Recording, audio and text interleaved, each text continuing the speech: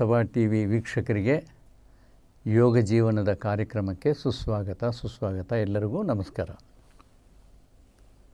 ನಾವು ಅಂದರೆ ಏನು, ಮಿಡ್ಲ್ ಏಜು ಮತ್ತು ವಯಸ್ಸಾದವರು ಎಲ್ಲರೂ ಕೇಳ್ತಾರೆ, ಓಕೆ ಅಂತಾರೆ. ಆದರೆ ಯಂಗ್ ಜನ್ರೇಷನ್ ಇದೆಯಲ್ಲ, ಅವರಿಗೆ ಸೈನ್ಸ್ ಬೇಕು. ಅಯ್ಯೋ ಕಣ್ಮುಚ್ಚಿದ್ರೆ ಏನು ಬರುತ್ತೆ ರೀ, ನೀವೇನೋ ಹೇಳ್ತೀರಿ, ಅದೆಂಗಾಗುತ್ತೆ? ಅದಕ್ಕೆ ನಾವು ಒಂದು ಸೈನ್ಸ್ ಆಫ್ ಮೆಡಿಟೇಷನ್ ಅಂದರೆ ಏನು, ಅದರಲ್ಲಿ ವಿಜ್ಞಾನತೆ ಏನಿದೆ ಎಂಬುದು ಅವರಿಗೆ ತಿಳಿಸಿದರೆ ಅವರು ನಮ್ಮ ಜೊತೆಯಲ್ಲಿರ್ತಾರೆ. ಮತ್ತು ಅದರಲ್ಲಿ ಏನಿದೆ ಸೈನ್ಸು? ಈಗ ಒಂದು ಉದಾಹರಣೆ ನೋಡಿ. ನಾವು ಪ್ರತಿ ದಿವಸ ಶಕ್ತಿಗೋಸ್ಕರ ಏನು ಮಾಡ್ತಾಯಿದ್ದೀವಿ? ಎನರ್ಜಿಗೋಸ್ಕರ ಆಹಾರ ತಗೊಳ್ತಿದ್ವಿ ಅಲ್ವಾ? 3 ಹೊತ್ತು ಆಹಾರ ತೊಗೊಂಡಿದ್ದೀವಿ. ಆದರೆ ಇವತ್ತು ನಿದ್ದೆ ಮಾಡಿಲ್ಲ. ಹೇಗಿರುತ್ತೆ ನಾಳೆ? ಮತ್ತಾಗಿರುತ್ತೆ, ಏನು ಕೆಲಸ ಮಾಡೋಕ್ಕೆ ಇಷ್ಟ ಆಗಲ್ಲ, ಡ್ರೌಸಿ ಆಗಿರುತ್ತೆ, ಹೌದಾ ಇಲ್ವಾ? ಒಂದು ಹೊತ್ತು ಊಟ ಬಿಟ್ಟರೆ ಕೂಡ ನಾವು ನಿದ್ದೆ ಮಾಡಿದ್ರೇ ಮರುದಿವಸ ಫ್ರೆಶ್ ಆಗಿರ್ತೀವಿ. ಅಂದರೆ ಆ ನಿದ್ದೆಯಲ್ಲೇ ಏನೋ ಆಗ್ತಾಯಿದೆಯಲ್ವ? ಏನಾಗ್ತಾಯಿದೆ? ವಿಶ್ವದಲ್ಲಿರುವ ಪ್ರಾಣಶಕ್ತಿ ನಮ್ಮ ಶರೀರದೊಳಗೆ ಬರ್ತಾಯಿದೆ. ಅದಕ್ಕಾಗಿ ನಾವು ಮರುದಿವಸ ಫ್ರೆಶ್ ಆಗಿರ್ತೀವಿ, ಉತ್ಸಾಹದಿಂದ ಇರ್ತೀವಿ. ಎಷ್ಟು ಬರ್ತಾಯಿದೆ ಆ ಶಕ್ತಿ? ನಮಗೆ ಬೇಕಾದಷ್ಟು ಸಿಗ್ತಾ ಇಲ್ಲ. ಹೇಗಂತೀರ? ಈಗ ನೋಡಿ, ಉದಾಹರಣೆಗೆ ಇದು ಒಂದು ಅರ್ಧ ಲೀಟರ್ ವಾಟರ್ ಬಾಟ್ಲು ಹೀಗಿಟ್ಟಿದ್ದೀವಿ ರೀ. ಎಷ್ಟು ಹಿಡಿಯುತ್ತೆ ಅದರಲ್ಲಿ? 50% ಮ್ಯಾಕ್ಸಿಮಮ್. 51 ಕೂಡ ಹಿಡಿಯಲ್ಲ. ಹೀಗಿಟ್ಟರೆ 30, 40, 50. 51 ಅಂದರೆ ಮತ್ತೆ ಕಡಿಮೆ ಆಗುತ್ತೆ. ಸೊ 50% ಮಾತ್ರ ನಮಗೆ ಬರ್ತಾಯಿದೆ, ಹೌದಾ? ಆ 50% ನಾವು ಮರುದಿವಸ ಖರ್ಚು ಮಾಡ್ತಾಯಿದ್ವಿ. ಎದಕ್ಕಾಗಿ? ನಡೆಯೋದಕ್ಕೆ ಸ್ವಲ್ಪ, ಮಾತಾಡೋದಕ್ಕೆ ಸ್ವಲ್ಪ, ಕೇಳೋದಕ್ಕೆ ಸ್ವಲ್ಪ, ಕೆಲಸಗಳು ಮಾಡೋದಕ್ಕೆ ಸ್ವಲ್ಪ ಖರ್ಚು ಮಾಡ್ತಾಯಿದ್ವಿ. ಆದರೆ ಈ ಕೆಲಸಗಳೆಲ್ಲ ಕಣ್ಣು ಮುಚ್ಕೊಂಡು ಮಾಡ್ತಾಯಿದ್ದೀವ? ಕಣ್ಣು ತೆಗೆದೇ ಅಲ್ವಾ? ಮತ್ತು ಎಲ್ಲಿಂದ, ನಮ್ಮ ಶರೀರದ ಯಾವ ಭಾಗದಿಂದ ಹೆಚ್ಚಿಗೆ ಶಕ್ತಿ ಹೊರಗೆ ಹೋಗ್ತಾ ಇದೆ? ಕಣ್ಣಿನಿಂದ ಅಲ್ವಾ? 80% ಶಕ್ತಿ ನಮ್ಮ ಕಣ್ಣಿನಿಂದ ಹೋಗ್ತಾ ಇದೆ, ಹೌದಾ? ಮತ್ತು ಈಗ ಒಂದು ಉದಾಹರಣೆ ತಗೊಳ್ಳಿ. ಒಬ್ಬ ಕುರುಡನ, ಬ್ಲೈಂಡ್ ಪರ್ಸನ್ನ ಅವನು ಈ ಪಡೆದಿದ್ದ ಶಕ್ತಿಯಲ್ಲಿ, ಅಂದರೆ ಏನು, ಅವನು ಧ್ಯಾನ ಮಾಡಿದರೆ ಶಕ್ತಿ ಬರುತ್ತಲ್ಲ, ಆ ಶಕ್ತಿಯಲ್ಲಿ ಮಲಿಕೊಳ್ತಾನೆ, ತಗೊಳ್ತಾನೆ. 80% ಶಕ್ತಿ ಅವನಿಗೆ ಸೇವಿಂಗ್ಸಾ ಇಲ್ವಾ? ಯಾಕೆ? ಅವನು ಎಲ್ಲ ಕೆಲಸಗಳು ಮಾಡ್ತಾನೆ, ನಡೀತಾನೆ, ಊಟ ಮಾಡ್ತಾನೆ, ಊಟ ಮಾಡ್ಕೊಳ್ತಾನೆ, ಅಡುಗೆ ಮಾಡ್ಕೊಳ್ತಾನೆ, ಎಲ್ಲ ಕೆಲಸಗಳು ಮಾಡ್ತಾನೆ, ನಮ್ಮ ಥರನೇ ಮಾಡ್ತಾನೆ. ಆದರೆ ಏನಪ್ಪ ಡಿಫ್ರೆನ್ಸು ಅಂತಂದರೆ, ನಮಗೆ ಕಣ್ಣಿದ್ದದಕ್ಕೋಸ್ಕರ ನಮಗೆ 80% ಶಕ್ತಿ ಹೊರಗೆ ಹೋಗ್ತಾಯಿದೆ. ಅದು ಅವನಿಗೆ ಉಳಿತಾಯ ಆಯಿತು, ಸೇವಿಂಗ್ಸ್. ಮತ್ತು ಆ ಸೇವಿಂಗ್ಸ್ಲಿಂದ ಏನು ಅವನಿಗೆ ಉಪಯೋಗ? He is having extra sensory perception. ಆ ಎಕ್ಸ್ಟ್ರಾ ಸೆನ್ಸರಿ ಪರ್ಸೆಪ್ಷನ್ ಒಂದು ಶಕ್ತಿಯಿಂದ ಯಾರಾದರೂ ರೂಮ್ ಒಳಗೆ ಬಂದರೆ, ಅವನಿಗೆ ಕಣ್ಣಿಲ್ಲ, ನೋಡಿಲ್ಲ, ಆದರೆ ಬರೀ ಶಬ್ದ ಕೇಳಿಬಿಟ್ಟು ಯಾರು ಬಂದಿದ್ದಾರೋ ಹೇಳ್ತಾನೆ, ಯಾರನ್ನೋ ಟಚ್ ಮಾಡಿದಾನ, ಯಾರು ಅಂತ ಹೇಳ್ತಾನೆ. ಒಂದು ಸೂಜಿ ಕೆಳಗೆ ಬಿತ್ತು, ಅವನಿಗೆ ಕೇಳಿಸುತ್ತೆ, ನಮಗೆ ಕೇಳಿಸಲ್ಲ. ಇದೆಲ್ಲ ಏಕಾಗ್ತಾಯಿದೆ? ಆ 80% ಶಕ್ತಿ ಅವನು ಯಾವ ಅಂಗದಿಂದ ಕೆಲಸ ಮಾಡಿದರೆ ಆ ಅಂಗಕ್ಕೆ ಪ್ರಸಾರವಾಗ್ತಾಯಿದೆ. ಅಂದರೆ ಮೂಲ ಏನು? ಹೆಚ್ಚಿಗೆ ಶಕ್ತಿ ಅಲ್ವಾ? ಮತ್ತು ಆ ಹೆಚ್ಚಿಗೆ ಶಕ್ತಿ ನಮಗಿದ್ರೆ ನಾವು ಕೂಡ ಪರ್ಫೆಕ್ಟಾಗಿ, ಸ್ಮಾರ್ಟಾಗಿ, ಹೆಚ್ಚಿಗೆ ಕೆಲಸಗಳು ಒತ್ತಡ ಇಲ್ದಂಗೆ ಆರಾಮಾಗಿ ಮಾಡ್ಬೋದಲ್ವ? ಮತ್ತು ನಾವು ಹೆಚ್ಚಿಗೆ ಶಕ್ತಿ ಪಡೆಯೋದಕ್ಕೆ ಏನು ದಾರಿ?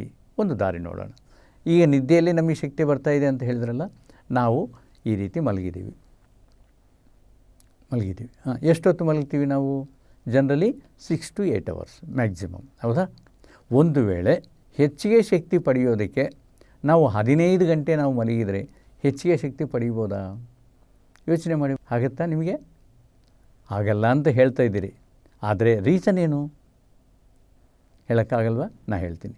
ಈ ಪೊಸಿಷನ್ನಲ್ಲಿ ನಮ್ಮ ಶರೀರ ರಿಸ್ಟ್ರಿಕ್ಷನ್ ಆಗಿದೆ. ಅಂದರೆ ಏನು? 50%ಗಿಂತ ಹೆಚ್ಚಿಗೆ ತಗೊಳ್ಳೋಕ್ಕೆ ಈ ಪೋಸ್ಚರ್ನಲ್ಲಿ, ಈ ಪದ್ಧತಿಯಲ್ಲಿ ನಮಗೆ ಆಗಲ್ಲ. ಇಲ್ಲಿ ಎಷ್ಟೇ ಗಂಟೆ ಮಲಗಿದರೆ ಕೂಡ ನಮಗೆ ಬರೋದು ರಿಸ್ಟ್ರಿಕ್ಟ್ ಆಗಿದೆ 50%ಕ್ಕೆ.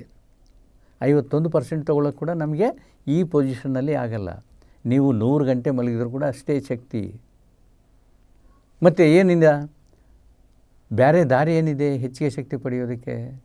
ಕುಂತ್ಕೊಂಡು ಧ್ಯಾನ ಮಾಡೋದು. ಆವಾಗ ನಿಮಗೆ 100% ಶಕ್ತಿ ನಿಮಗೆ ಸಿಗತ್ತೆ. ಅದಕ್ಕಾಗಿ ನೀವು ಕುಂತ್ಕೊಂಡು ಧ್ಯಾನ ಮಾಡಿದರೆ ಹೆಚ್ಚಿಗೆ ಶಕ್ತಿ ಪಡೆಯಬೋದು ಅಂಥೇಳಿ ನಿರೂಪಿಸಿದ್ದಾರೆ ಗುರುಗಳು. ಇದಾಯಿತು.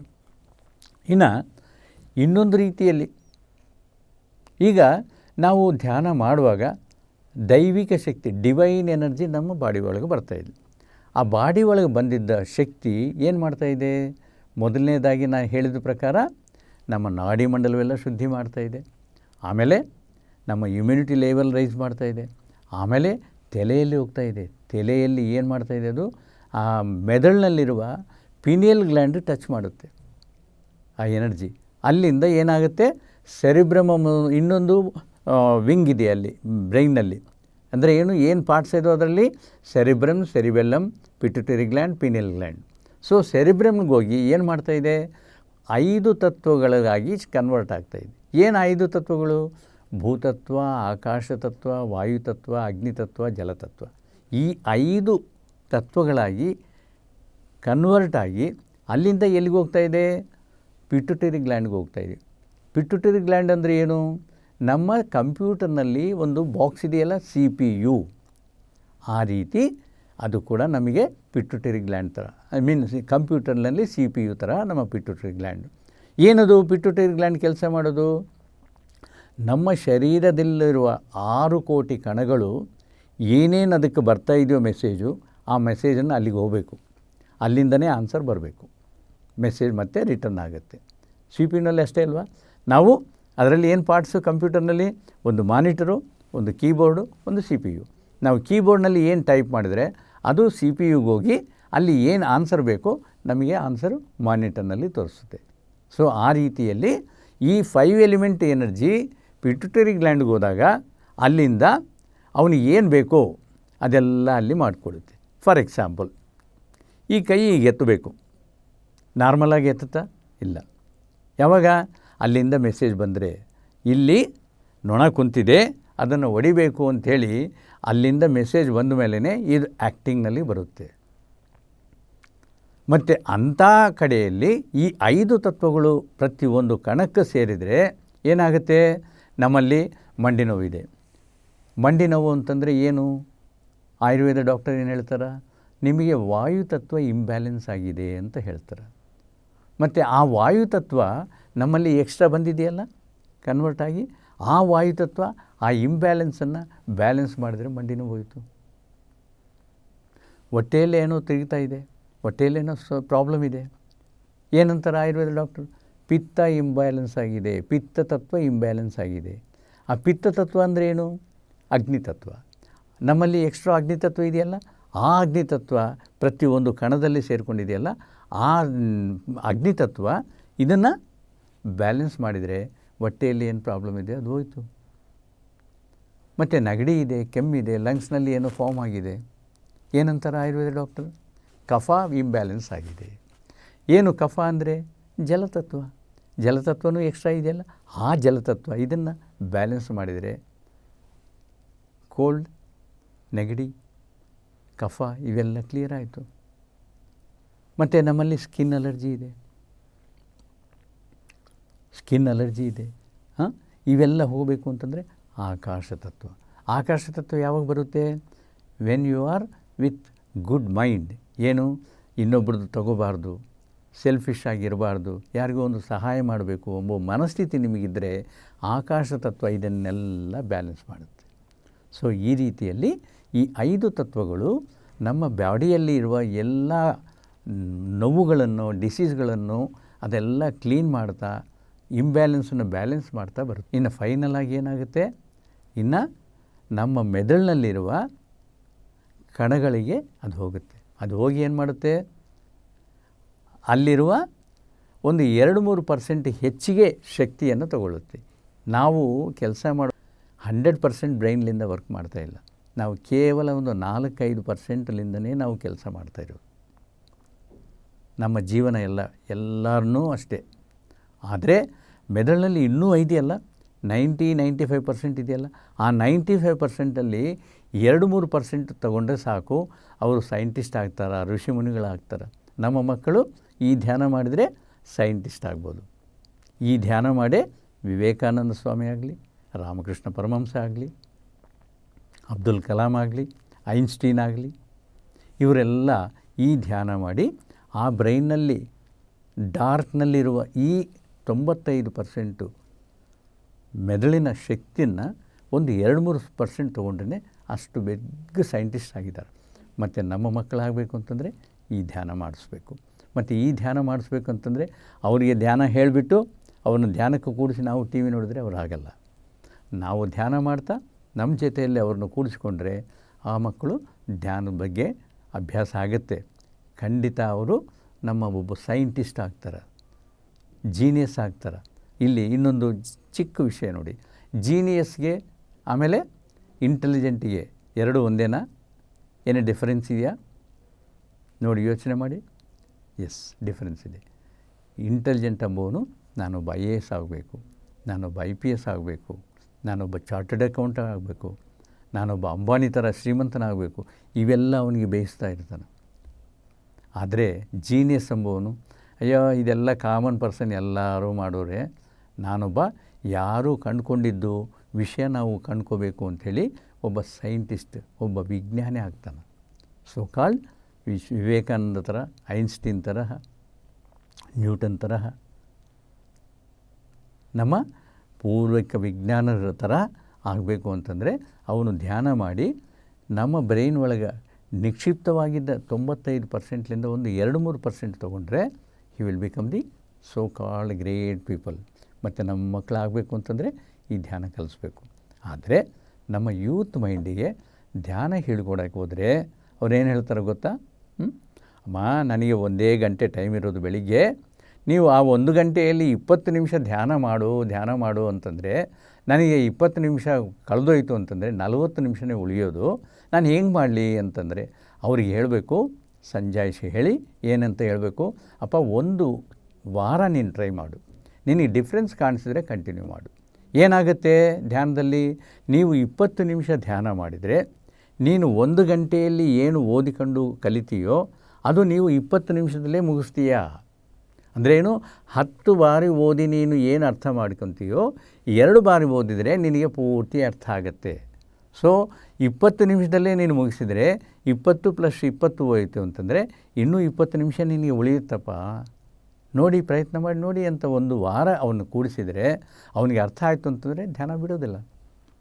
ಅದೇ ಮಕ್ಕಳಿಗೆ ಇನ್ನೊಂದು ಟಿಪ್ ಹೇಳ್ಕೊಡ್ಬೇಕು. ಏನು ಅಂತ, 1 ಗಂಟೆ ಟೈಮಲ್ಲಿ 1 ಗಂಟೆ ಕಂಟಿನ್ಯೂಸ್ ಆಗಿ ಓದಬಾರ್ದಪ್ಪ.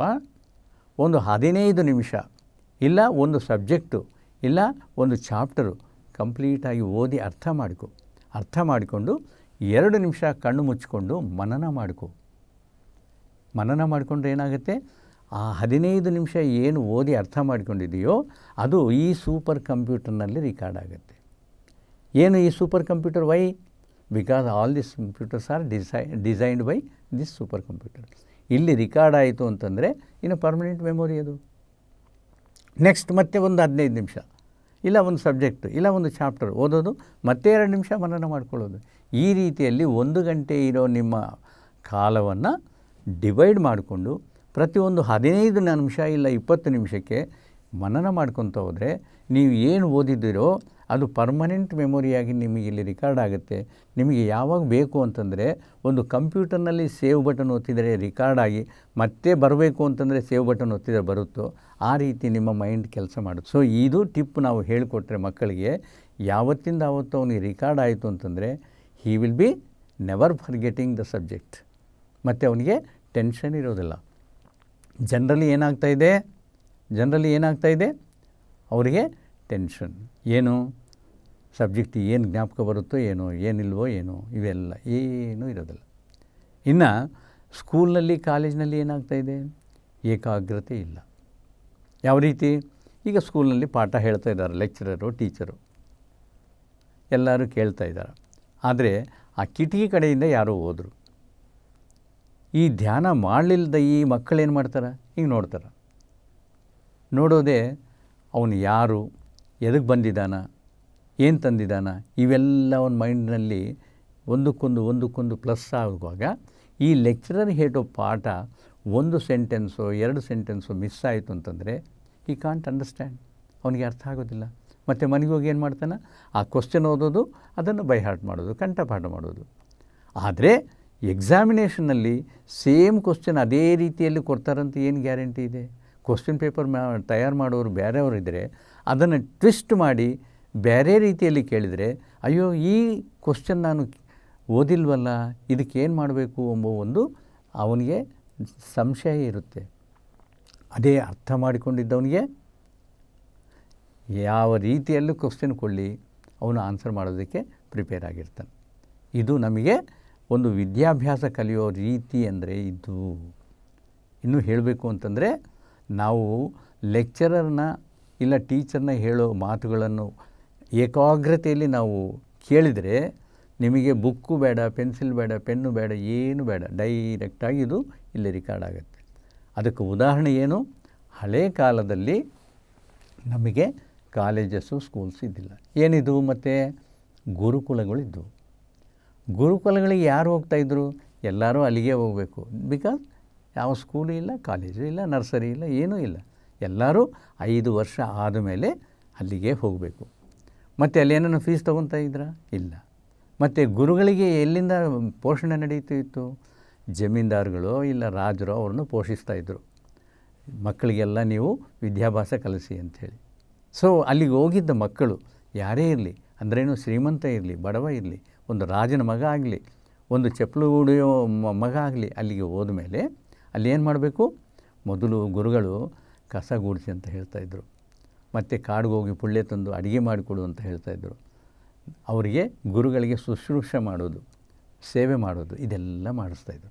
ಯಾಕೆ ಇದೆಲ್ಲ ಮಾಡಿಸ್ತಾಯಿದ್ರು? ಅವರಲ್ಲಿ ತಾರತಮ್ಯ ಭೇದ ಇರಬಾರ್ದು ಅಂಥೇಳಿ. ಅಂದ್ರೇನು, ನಾನು ರಾಜ, ನೀನು ಬಡವ, ನೀನು ಶ್ರೀಮಂತ, ಇವನಿಗೆ ದುಡ್ಡಿಲ್ಲ, ಇವನು ಶೆಡ್ಯೂಲ್ ಕ್ಯಾಸ್ಟು ಎಂಬೋ ರೀತಿ ಇಲ್ಲದಂಗೆ ಇರೋದಕ್ಕೆ ಅವರಿಗೆ ಆ ಕೆಲಸಗಳೆಲ್ಲ ಒಂದೇ ರೀತಿಯಲ್ಲಿ ಎಲ್ಲರೂ ಕೂಡ ಮಾಡಿಸಿದಾಗ ಅವರಿಗೆ ಭೇದ ಭಾವ ಇರೋದಿಲ್ಲ. ನೆಕ್ಸ್ಟ್ ಏನು ಮಾಡ್ತಾಯಿದ್ರು? ಮೌಲ್ಯಗಳು ಹೇಳಿಕೊಡ್ತಾಯಿದ್ರು. ತಾಯಿ ಅಂದರೆ ಏನು, ಯಾವ ರೀತಿ ಅವ್ರನ್ನ ಮರ್ಯಾದಿಸಬೇಕು, ಅಪ್ಪ ಅಂದರೆ ಏನು, ಅವರಿಗೆ ಯಾವ ರೀತಿ ಗೌರವಿಸಬೇಕು, ಗುರುಗಳೆಂದರೆ ಏನು, ಸಮಾಜ ಅಂದರೆ ಏನು, ಸಮಾಜಕ್ಕೆ ಏನು ಕೊಡಬೇಕು, ಸಮಾಜದಿಂದ ಏನು ತಗೋಬೇಕು ಎಂಬುದು ಕಲಿಸ್ತಾಯಿದ್ರು. ನೆಕ್ಸ್ಟು ಧ್ಯಾನಕ್ಕೆ ಕೂಡಿಸ್ತಾಯಿದ್ರು. 1 ಗಂಟೆ, 2 ಗಂಟೆ, 3 ಗಂಟೆ ಈ ರೀತಿಯಲ್ಲಿ ಅವರಿಗೆ ಧ್ಯಾನಕ್ಕೆ ಕೂಡಿಸಿ, ಆ ಧ್ಯಾನದಲ್ಲಿ ಅವನು ಏಕಾಗ್ರತೆ ಪಡೆದ ಮೇಲೆ ಎದುರಿಗೆ ಕೂಡಿಸ್ಕೊಂಡು ಯಾವ ಬುಕ್ ಇಲ್ಲದೆ, ಪೆನ್ಸಿಲ್ ಇಲ್ಲದೆ, ಪೆನ್ ಇಲ್ಲದೆ ಅವರು ಶ್ಲೋಕ ಹೇಳೋದು, ಅದರ ಅರ್ಥ ಹೇಳೋದು. ಗಣೇಶ ಹೇಳಪ್ಪ ಅಂತಂದರೆ ಅವನು ಹೇಳಬೇಕು. ಅವನು ಹೇಳಿಲ್ಲ ಅಂದ್ಕೊಳ್ಳಿ, ಅವನು ಬಗಲಿಗೆ ಸರಿಸಿ ಮತ್ತೆ ಅವನಿಗೆ 1-2 ತಾಸು 3 ತಾಸು ಧ್ಯಾನ ಮಾಡಿಸಿದ ಮೇಲೆ ಏಕಾಗ್ರತೆ ಬಂದ ಮೇಲೆ ಅಲ್ಲಿ ಕೂಡಿಸ್ಕೊಂಡು ಹೇಳ್ತಾಯಿದ್ರು ವಿದ್ಯಾಭ್ಯಾಸ. ಸೊ ಈ ರೀತಿ ಇರ್ತಾಯಿತ್ತು. ಇವತ್ತು ನಮ್ಮ ಡ್ರೆಸ್ ಕೋಡ್ ಮೇಲೆ, ನಮ್ಮ ಸ್ಕೂಲ್ ಸ್ಟ್ಯಾಟಸ್ ಮೇಲೆ ಡಿಪೆಂಡ್ ಆಗಿರುತ್ತೆ ಎಜುಕೇಷನ್. ಅದಲ್ಲ. ನೆಕ್ಸ್ಟು ಇವತ್ತಿನ ವಿದ್ಯಾಭ್ಯಾಸ ಆಗಿದೆ, ಅವನಿಗೆ ಮಾರ್ಕ್ಸು 90%, 60%, ಪಾಸ್ ಪರ್ಸೆಂಟೇಜ್ 35, ಈ ರೀತಿಯಲ್ಲಿ ನ್ಯಾಷನಲ್ ಲೆವೆಲು, ಸ್ಟೇಟ್ ಲೆವೆಲು, ಇದೆಲ್ಲ grades, A grade, B grade, C grade ಈ ರೀತಿಯಲ್ಲಿ ಇರ್ತಾಯಿತ್ತು. ಆವತ್ತು ಅದು ಇರ್ತಿದ್ದಿಲ್ಲ. 100% ಅವನು ಉತ್ತೀರ್ಣ ಆಗಬೇಕು. ಆವಾಗಲೇ ಆ ಗುರುಕುಲದಿಂದ ಹೊರಗೆ ಕಳಿಸೋದು ಅವನಿಗೆ. 100% ಅಂದರೆ ಈಗ ನಾನು ಹೇಳ್ತೀನಿ ನೋಡಿ, ಈ ನ್ಯಾಷನಲ್ ಲೆವೆಲ್ನಲ್ಲಿ ಉತ್ತೀರ್ಣ ಆಗಿದ್ದವನು 98% ತೊಗೊಂಡಿದ್ದಾನೆ ರೀ. ಆಯಿತು, ಅವನೊಬ್ಬ ಡಾಕ್ಟರ್ ಆಗಿದ್ದಾನೆ. ಪೇಷಂಟ್ ಬಂದಿದೆ, 98% ಅವನು ಆಪ್ರೇಷನ್ ಮಾಡಿದರೆ ಪೇಷಂಟ್ ಉಳಿತಾನ? Is it possible? ಆ 2%ಲಿಂದನೇ ಅವನ ಪೇಷಂಟ್ ಗುಡಪ್. ಸೊ ಅದಕ್ಕಾಗಿ ಆ ಕಾಲದಲ್ಲಿ ಗುರುಕುಲದಲ್ಲಿ 100% ಅವನು ಉತ್ತೀರ್ಣ ಆದ್ರೇ ಹೊರಗೆ ಕಳಿಸೋದು. ಸೊ ನಾವು ಏಮ್ ಮಾಡಬೇಕಾಗಿದ್ದು 100%. ಇನ್ನು 98%ಗೆ ಆ ರೀತಿ ಆದರೆ 35% ಮಾರ್ಕ್ಸ್ ತಗೊಂಡು ಅವನು ಏನು ಮಾಡ್ತಾನೆ, ಸಮಾಜಕ್ಕೆ ಏನು ಮಾಡ್ತಾನೆ, ಎಷ್ಟು ಕೆಟ್ಟದಾಗುತ್ತೆ, ಇದು ನಾವು ಕಲಿಬೇಕು. ಆ ರೀತಿಯಲ್ಲಿ ಆ ವಿದ್ಯಾಭ್ಯಾಸ ಆಗಿತ್ತು. ಮತ್ತು ಇನ್ನೊಂದು, ಕಾಲೇಜ್ಗೆ ಹೋಗಿ ಬಂದಿದ್ದಾನೆ, ಸ್ಕೂಲ್ಗೆ ಹೋಗಿ ಬಂದಿದ್ದಾನೆ, ಮನೆಗೆ ಬರೋದೇ ಏನು, ಪುಸ್ತಕಗಳಲ್ಲಿ ಇಟ್ಬಿಟ್ಟು ಯಾವುದೋ ಗೇಮ್ ಆಡೋದು, ಇಲ್ಲ ಏನನ್ನ ತಿಂಡಿ ತಿನ್ನೋದು, ಇಲ್ಲ ಏನನ್ನ ಟಿ ವಿ ನೋಡೋದು, ಮೊಬೈಲ್ ನೋಡೋದು, ಇವೆಲ್ಲ ಮಾಡ್ತಾರೆ. ಎಸ್, ಇವೆಲ್ಲ ಆಮೇಲೆ ಮಾಡೋಣ. ಮೊದಲು ಬರೋದೇ ಅವನಿಗೆ ಏನು ಹೇಳಬೇಕು, ಅಪ್ಪ ಹೋಗಿ ಫ್ರೆಶ್ ಆಗಿ ಬಂದುಬಿಡು, ಒಂದು 10 ಇಲ್ಲ 12 ನಿಮಿಷ ಕಣ್ಣು ಮುಚ್ಕೊಂಡು ನೀನು ಸ್ಕೂಲು ಇಲ್ಲ ಕಾಲೇಜಿನಲ್ಲಿ ಏನು ಓದಿದೆಯೋ ಅದನ್ನೆಲ್ಲ ಮನನ ಮಾಡ್ಕೋ ಅಂತ ಹೇಳಬೇಕು. ಈಗ ಅದಕ್ಕೆ ಉದಾಹರಣೆ ನೋಡಿ, ಒಂದು ಪಿಕ್ಚರ್ ನೋಡಿ ಬಂದಿದ್ದಾನೆ ಮಗ, ಫ್ರೆಂಡ್ಸ್ ಜೊತೆಯಲ್ಲಿ ಯಾವುದು RRR ಇಲ್ಲ ಫಿಲ್ಮ್ ನೋಡಿ ಬಂದಿದ್ದಾನೆ. ಅಮ್ಮ ಕೇಳಿದ್ರು ಪ್ರೀತಿಯಿಂದ, ಹೇಗಿತ್ತ ಕಣ ಪಿಕ್ಚರ್ ಚೆನ್ನಾಗಿತ್ತಾ? ಭಾಳ ಚೆನ್ನಾಗಿತ್ತಮ್ಮ, ಎಲ್ಲ ಫೈಟಿಂಗ್ಸ್ ಇದ್ದವು, ಮತ್ತು ಸ್ಟೋರಿ ಚೆನ್ನಾಗಿತ್ತು, ಮತ್ತು ಸಾಂಗ್ಸ್ ಚೆನ್ನಾಗಿತ್ತು, ಇವೆಲ್ಲ ಹೇಳ್ತಾನೆ. ಅವೆಲ್ಲ ಹೇಳೋದು 3 ಗಂಟೆ ತೊಗೊಳ್ತಾನೆ ಪಿಕ್ಚರ್ದು, ಇಲ್ಲ 10 ನಿಮಿಷದಲ್ಲಿ ಹೇಳ್ತಾನೆ? 10 ನಿಮಿಷನೇ ಅಲ್ವಾ? ಅಂದರೆ 3 ಗಂಟೆ ಕಾಲ ಪಿಕ್ಚರ್ನ 10 ನಿಮಿಷದಲ್ಲಿ ಯಾವಾಗ ಹೇಳ್ತಾನೋ, ಅದೇ ರೀತಿಯಲ್ಲಿ ಕಾಲೇಜೋ ಸ್ಕೂಲ್ನಲ್ಲಿ 5 ಪೀರಿಯಡು 6 ಪೀರಿಯಡ್ಸು ಅವನು ಓದಿದ್ದದನ್ನು 10-12 ನಿಮಿಷದಲ್ಲಿ ಒಂದೊಂದು ಸಬ್ಜೆಕ್ಟಿಗೆ 2 ನಿಮಿಷ ಕೊಟ್ಟರೆ ಅವನನ್ನು ಮನನ ಮಾಡ್ಕೋಬೋದು. ಏನು ಅರ್ಥ ಆಗಿದೆ ಅಂತೇಳಿ ಇಲ್ಲಿ ಕಲಿಸ್ಬಿಟ್ರೆ ಒಂದೊಂದು ಸಬ್ಜೆಕ್ಟಿಗೆ 2 ನಿಮಿಷ ಕೊಟ್ಟು ಪರ್ಮನೆಂಟ್ ರಿಕಾರ್ಡ್ ಆಗೋಗುತ್ತೆ. ಅವನಿಗೆ ಟೆನ್ಷನ್ ಇರೋದಲ್ಲ ಎಕ್ಸಾಮ್ದು. ಸೊ ಈ ರೀತಿ ನಾವು ಯಾಕೆ ಹೇಳಬಾರ್ದು ಅವರಿಗೆ? ಈ ರೀತಿ ಒಂದು ಪ್ರಯೋಗ ಮಾಡಿ ನೋಡಲಿ, ಅವನಿಗೆ ಎಷ್ಟು ಆರಾಮಾಗಿರ್ತಾನೋ, ಟೆನ್ಷನ್ನೇ ಇರೋದಲ್ಲ ಎಕ್ಸಾಮ್ ಎಂಬುದು. ಯಾವತ್ತನ್ನು ಬರೀಲಿ, ಯಾವತ್ತನ್ನು ಕೇಳಲಿ, ಹೇಳ್ಕೊಳಕ್ಕೆ ರೆಡಿ ಇರ್ತಾನೆ. ಸೊ ಈ ರೀತಿಯಲ್ಲಿ ನಾವು ಹುಡುಗರನ್ನ ಈ ಧ್ಯಾನದಿಂದ ಇದು ಮಾಡ್ಬೋದು. ಮತ್ತು ಬೆಳಿಗ್ಗೆ ಕೂಡಿರ್ತಾನೆ, ಪುಸ್ತಕ ಹೀಗೆ ಇಟ್ಕೊಡ್ತಿರ್ತಾನೆ, ತುಟಿ ಮಾತಾಡ್ತಾ ಇರುತ್ತೆ, ಆದರೆ ಆ ಸಬ್ಜೆಕ್ಟ್ ಇಲ್ಲಿ ಹೋಗ್ತಾ ಇಲ್ಲ. ಯಾಕೆ? ಇದರಲ್ಲಿ ತುಂಬಿದೆ. ಏನು ತುಂಬಿದೆ? ಆ ಮುಂದಿನ ದಿವಸ ಕ್ರಿಕೆಟ್ ಮ್ಯಾಚು, ಇಲ್ಲ ಒಂದು ಸೀರಿಯಲು, ಇಲ್ಲ ಒಂದು ಪಿಕ್ಚರು, ಇಲ್ಲ ಮನೆಯಲ್ಲಿ ನಡೆದಿದ್ದ ಫಂಕ್ಷನು, ಇವೆಲ್ಲ ಅಲ್ಲಿ ತುಂಬಿದೆ. ಅದಕ್ಕೂ ಉದಾಹರಣೆ ನೋಡಿ. ಈಗ ಇದು ನೀರಿನ ಬಾಟ್ಲು, ನೀರು ತುಂಬಿದೆ, ನನಗೆ ಗೊತ್ತಿಲ್ಲ ಇದರಲ್ಲಿ ಕಾಫಿ ಹಾಕ್ತಾಯಿದ್ದೀನಿ ಅಂದರೆ ಏನು, ಇದು ಕಾಣ್ತಾ ಇಲ್ಲ ನನಗೆ, ಕಾಫಿ ಹಾಕ್ತಾಯಿದ್ದೀನಿ. ಏನಾಗುತ್ತೆ? ಅದು ಕೆಟ್ಟೋಗೋದು ಬೇರೆ ಪ್ರಶ್ನೆ, ಮೊದಲು ಚೆಲ್ಲೋಗುತ್ತೆ ಅಲ್ವ? ಮತ್ತು ಮೊದಲು ನಾನು ಏನು ಮಾಡಬೇಕು? ಇದನ್ನು ಖಾಲಿ ಮಾಡಬೇಕು. ಆವಾಗ ನೀವು ಕಾಫಿ ಹಾಕ್ಬೋದು, ಇಲ್ಲ ಜ್ಯೂಸ್ ಹಾಕ್ಬೋದು, ನಿಮಗೆ ಬೇಕಾಗಿದ್ದ ಪದಾರ್ಥನ ಅದರಲ್ಲೇ ತುಂಬಬೋದು. ಹೌದಾ? ಅದೇ ರೀತಿಯಲ್ಲಿ ಇವನು ತಲೆಯಲ್ಲಿ ಆ ಮುಂದಿನ ದಿವಸದ್ದೆಲ್ಲ ತುಂಬಿದೆಯಲ್ಲ, ಒಂದು 5-10 ನಿಮಿಷ ಅವನು ಧ್ಯಾನ ಮಾಡಿದರೆ ಅದೆಲ್ಲ ಕ್ಲೀನ್ ಆಗುತ್ತೆ, ಎಂಟಿ ಆಗುತ್ತೆ. ಆ ಎಂಟಿ ಆದಮೇಲೆ ಆ ಪುಸ್ತಕ ಇಟ್ಕೊಂಡು 10 ಬಾರಿ ಓದಿದ್ರೂ ಅರ್ಥ ಆಗಲಿದ್ದು 2 ಸಲ ಓದಿದರೆ ಅವನ ಮೈಂಡ್ನಲ್ಲಿ ಪರ್ಮನೆಂಟ್ ರಿಕಾರ್ಡ್ ಆಗುತ್ತೆ. ಸೊ ಮನನ ಮಾಡಿಕೊಂಡ್ರೆ ಏನಾಗುತ್ತೆ? ಯಾವತ್ತಿಗೂ ಮರೆಯಲಿಲ್ಲದಂಗೆ ಪರ್ಮನೆಂಟ್ ಮೆಮೊರಿಯಾಗಿ ಉಳಿಯುತ್ತೆ. ನಮ್ಮ ಮಕ್ಕಳನ್ನು ಜೀನಿಯಸ್ ಆಗಿ, ಇಂಟೆಲಿಜೆಂಟಾಗಿ ನಾವು ಮಾಡಬೇಕು ಅಂತಂದರೆ ಅವರಿಗೆ ಧ್ಯಾನದ ಬಗ್ಗೆ ತಿಳಿಸ್ಬೇಕು. ನಾವು ಮಾಡ್ತಾ ಅವ್ರನ್ನೂ ಕೂಡಿಸ್ಕೊಂಡು ಧ್ಯಾನ ಮಾಡಿಸಿದರೆ ಇನ್ನು ನೋಡಬೇಕು, ನಿಮಗೆ ಯಾವ ಟೆನ್ಷನ್ ಇರೋದಲ್ಲ ಮಕ್ಕಳ ಬಗ್ಗೆ. ಅವನು ಧ್ಯಾನ ಕಲಿತು ಅವನು ಇಂಡಿವಿಜುವಲ್ ಆಗಿ ಮಾಡೋಕ್ಕೆ ಹೋಗೋ ತನಕ ನಾವು ಜೊತೆಯಲ್ಲಿದ್ದು ಮಾಡಿಸ್ಬೇಕು. ಅದರಿಂದ ನಮಗೆ ಫಲಿತ ಇದೆಯಲ್ಲ, ಯಾಕೆ ಮಾಡಬಾರ್ದು ಇದೆಲ್ಲ? ಸೊ ಈ ವಿಜ್ಞಾನ ತಿಳ್ಕೊಂಡ್ರೆ ಖಂಡಿತ ನಮ್ಮ ಮಕ್ಕಳು ಧ್ಯಾನದ ಬಗ್ಗೆ ಇಂಟ್ರೆಸ್ಟ್ ತೋರಿಸ್ತಾರೆ. ಸೊ ಇದೆಲ್ಲ ನಾವು ಸ್ವಲ್ಪ ಕಷ್ಟ ಆಗುತ್ತೆ ಹೇಳ್ಕೊಡೋದಕ್ಕೆ. ಯಾಕೆ ಅಂತಂದರೆ ಈ ಸ್ಪೀಡ್ ಯುಗದಲ್ಲಿ, ಮಾಡರ್ನ್ ಯುಗದಲ್ಲಿ ಹೆಂಡತಿ ಗಂಡ ಇಬ್ಬರೂ ಉದ್ಯೋಗಕ್ಕೆ ಹೋಗ್ತಾ ಇದ್ದಾರೆ. ಅವ್ರ ಟೆನ್ಷನ್ ಅವ್ರಿಗಿರುತ್ತೆ. ಆದರೆ ಯಾರಿಗೋಸ್ಕರ ಸಂಪಾದಿಸ್ತಾ ಇದ್ದಾರೆ? ಮಕ್ಕಳಿಗೋಸ್ಕರ. ಮತ್ತು ಮಕ್ಕಳೇ ವಿದ್ಯಾಭ್ಯಾಸ ಚೆನ್ನಾಗಿ ನಡೀಲಿಲ್ಲ ಅಂತಂದರೆ ಏನು ಪ್ರಯೋಜನ? ನಾವು ಎಷ್ಟು ಸಂಪಾದಿಸಿ ನಾವು ಅವರಿಗೆ ಅಟ್ಲೀಸ್ಟ್ ಒಂದು 10 ನಿಮಿಷ 15 ನಿಮಿಷ ನಾವು ಟೈಮ್ ಕೊಟ್ಟರೆ ಎಷ್ಟು ಚೆನ್ನಾಗಿರುತ್ತೆ ನೋಡಿ. ಅದೇ ಮುಂದಿನ ಕಾಲದಲ್ಲಿ ಆಫೀಸ್ ಅಂದರೆ ಆಫೀಸ್ 5 ಗಂಟೆಗೆ ಬಂದುಬಿಡ್ತಾಯಿದ್ರು. ಬಂದ ಮೇಲೆ ಮಕ್ಕಳು ಏನು ಕೇಳ್ತಾರೆ? ಏನೋ ಶಾಲೆಯಲ್ಲಿ ಏನು ಓದಿದೆಯಾ, ಆಟ ಆಡಿದೆಯಾ, ಎಷ್ಟು ಮಾರ್ಕ್ಸ್ ಬಂದವ, ಇವೇ ಕೇಳೋದು. ಹೌದಾ ಇಲ್ವಾ? ಅದೆಲ್ಲ ಕೇಳಬೇಕಾಗಿದ್ದು. ಏನಪ್ಪ ಹೇಗಿತ್ತು ಸ್ಕೂಲು, ಆಟ ಆಡ್ಕೊಂಡಿದೆಯಾ, ಚೆನ್ನಾಗಿದೆಯಾ, ಹೋಗು, ಏನನ್ನು ಚೆಸ್ಸೋ ಇಲ್ಲ ಕ್ಯಾರಮ್ಸೋ ಆಡೋಣ ನಡೀರಿ ಅಂಥೇಳಿ ಪ್ರೀತಿಯಿಂದ ಮಾತಾಡಿಸಿದರೆ ಹೇಗಿರುತ್ತೆ ಅವ್ರದ್ದು ಸ್ವಭಾವ? ಅಪ್ಪ ಬಂದರೆ ಸಾಕು ನನಗೆ ಎಷ್ಟು ಸಂತೋಷ ಎಂಬೋ ರೀತಿಯಲ್ಲಿ ಅವನು ಯೋಚನೆ ಮಾಡ್ತಾಯಿರ್ತಾನೆ. ಆ ರೀತಿಯಲ್ಲಿ ನಾವು ಮಕ್ಕಳನ್ನು ಬೆಳೆಸಬೇಕು. ನಾವು ಬ್ಯುಸಿ ಐತೆ ಅಂಥೇಳಿ ಅವ್ರ ಬಗ್ಗೆ ಗಮನ ಕೊಡಲಿಲ್ಲ ಅಂತಂದರೆ ಇಲ್ಲ, ಈ ಮಾಡರ್ನ್ ಏಜ್ನಲ್ಲಿ ಅವರೆಲ್ಲ ಕೆಟ್ಟೋಗ್ತಾರೆ. ಅದು ಕೆಟ್ಟೋಗ್ಲಿಲ್ಲದಂಗೆ ನಾವು ಒಂದು ರೀತಿಯಲ್ಲಿ ಅವರ ಜೀವನ ಸುಖಮಯವಾಗಿ ಮಾಡಬೇಕು ಅಂತಂದರೆ ಧ್ಯಾನದ ಸಹಾಯ ತಗೊಂಡು ಒಂದು ಪ್ರೀತಿಯಾದ ಡಿಸಿಪ್ಲಿನ್ಲಿಂದ ಅವ್ರನ್ನು ಮುಂದುವರಿಸಿದರೆ ತುಂಬ ಚೆನ್ನಾಗಿರುತ್ತೆ. ಇಷ್ಟೊತ್ತು ನನ್ನ ಮಾತುಗಳನ್ನು ಕೇಳಿದ್ದದಕ್ಕೆ ತುಂಬ ಧನ್ಯವಾದಗಳು.